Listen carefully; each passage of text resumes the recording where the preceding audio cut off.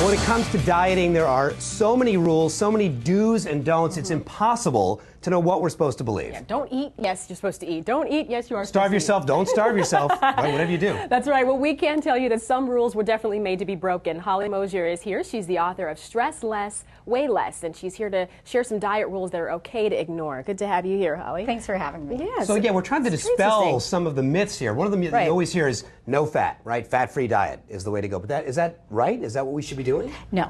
And I made that mistake for years where I tried to cut out all the fat because in the old days we thought that was the way to lose weight. But it turns out fats are needed to help you assimilate your vitamins and to keep you satiated.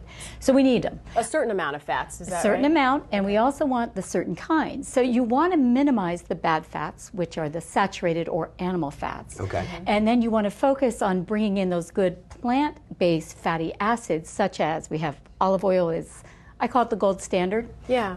Avocado has the same type of fatty acids. So does peanut butter, believe it or not. Okay.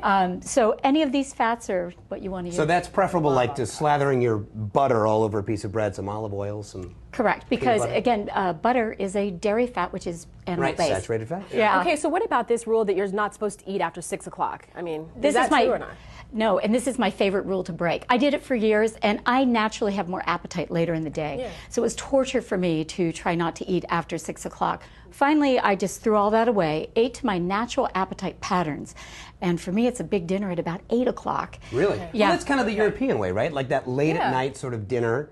And then the siesta in the middle of the day. I like that schedule. A little nap in the middle of the day, late dinner. Works for me. Yeah. What about eating 5 to 6 meals a day? They tell you like to eat a lot small during the meals, day. right? Well, it's kind of attendant to that don't eat after 6 p.m.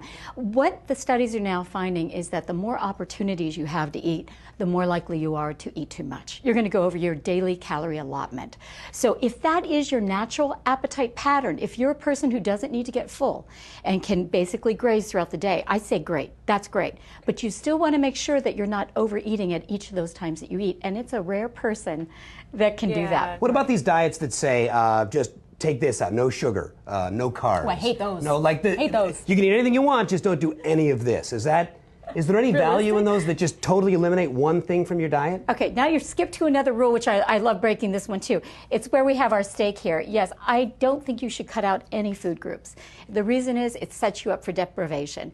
I know that to be true for myself, but now studies are now showing that. So you do, again, you want to minimize the things that you love to eat that really aren't very good for you. I like a good steak. That's a little rare for me. I would probably put a little more time in the grill, but that's just me. Do you have any tricks, though, for people that are having a tough time getting rid of the sugar, but they still want to try to have a successful diet? Yeah, I do. I would work them in. I like you, Holly. Still eat them. I'm getting permission to eat all the stuff I like. I like it. These are the foods I eat. I have a heinous sweet tooth. I mean, that has been the bane of my existence. Yeah. And they do find this isn't lack of willpower per se. People are born with either wanting salty, crunchy, or more sweet.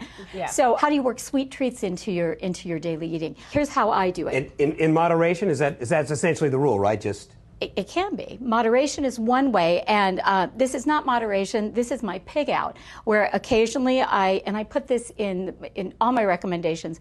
I think that you should have one pig out meal a week.